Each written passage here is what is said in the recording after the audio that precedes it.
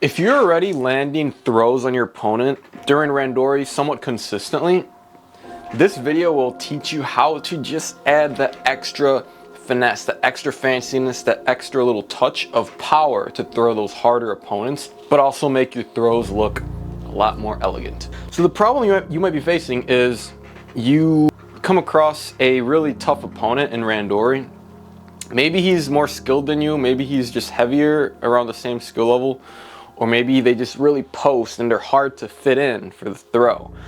I'm telling you, if you develop more technique / power, it's gonna help you overcome this, but it's like, those opponents are tough.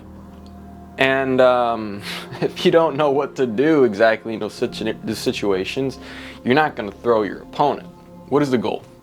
The goal is to find situations, openings, setups that allow you to enter for your throw more consistently. But even if you manage to fit in correctly and your throwing form isn't good, it's still probably gonna end up in a wazari or something. But just by developing more throwing power, it makes the throw, the follow through of the throw, look more elegant, and that allows you to roll through and do like a makikomi roll. So the goal is pretty much to make your throws look professional, Olympic style, if you will, even candidly in randori. During my second year of judo, my throws started improving. Like I was landing slightly more uchimadas a little bit. I remember I was kind of working on I was landing some drop knee seos. What else was I doing? Mostly drop knee seos and like half-assed uchimadas. And I remember when I would do nagekomis on the crash mat, they were okay, but they lacked that power, that twisting motion, you know what I mean? The finish, the follow through, because I hadn't worked enough on it, on that like hip rotation power. So as a result, the throws just looked very slow and not as clean as they could have been. So it wasn't until I started working on just that finishing power, the actual throw, they call it the kake. You know, kazushi, sukuri, kake, the 3 steps of a throw in Japanese. The kake is the finish. That was the part I was missing. That is the part that basically the power of the throw is most seen in. So the benefit is my throws started to look more professional. This is like a year or two after. My throws started to look more professional. I was landing more throws. The finish was easier. Like I had more control. Like if I felt bad, like if we were just practicing, I didn't want to slam my opponent to the ground. I had more control and I could like easily and lightly throw them. Like it was pretty cool that I had like the power in my hand to do that. Before it wasn't in my control. Like I would just throw and just hope he would like fly in the air and I had no control. I didn't really know what I was doing. Okay, so how did I do this? What is the routine that I did? So, okay. Preferably, you would buy a heavy grappling dummy. The links are in the description. I currently bought the Supples one, the 85-pound genuine leather one, recently, at the time of this recording, just because I like high quality material. Like genuine leather, it's definitely gonna last me at least 10 years, but you don't need to get that, especially if you're a beginner. So if you don't have a heavy dummy, it's okay. Use whatever dummy you have. But with the dummy, you're gonna work on your main throw. And every day or every other day, you're gonna do, if it's every day, you can do it as little as 25 throws, but if it's every other day, you can still do 25 to 50. Make sure you warm up and stretch a little bit after your first 25 and then finish your last 25 with actual like intentful throws.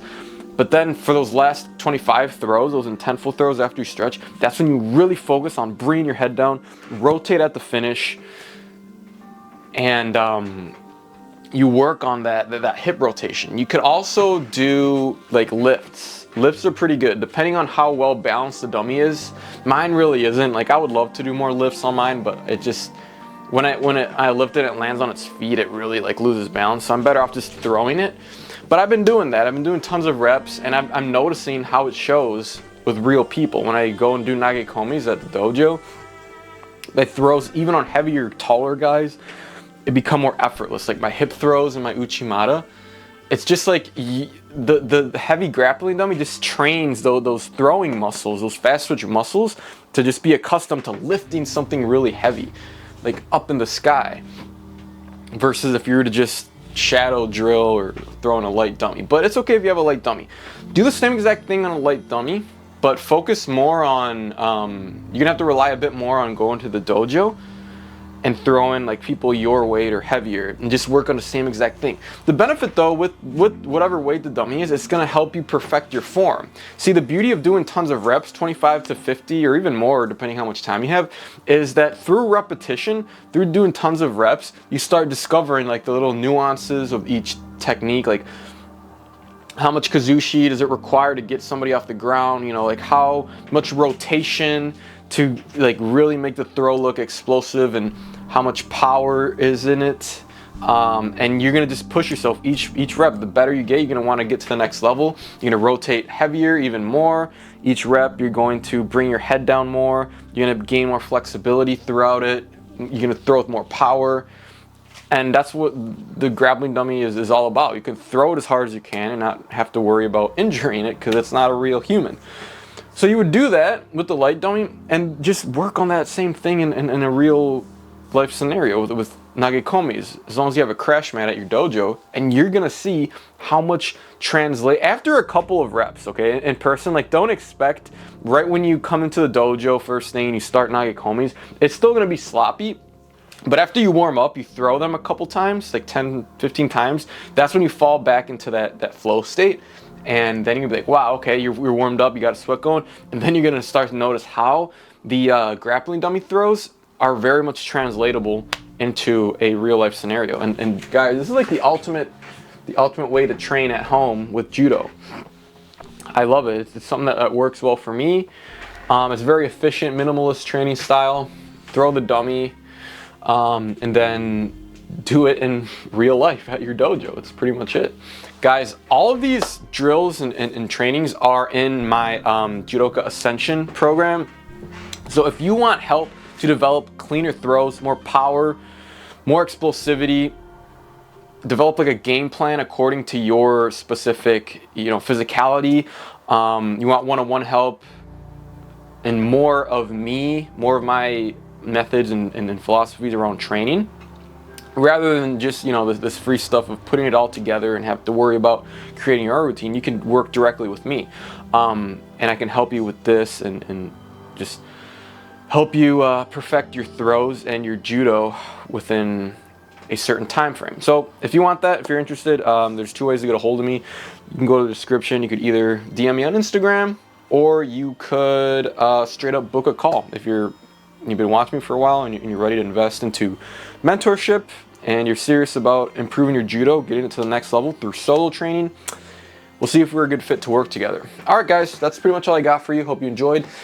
Let's start throwing some more people. Start buying some grappling dummies.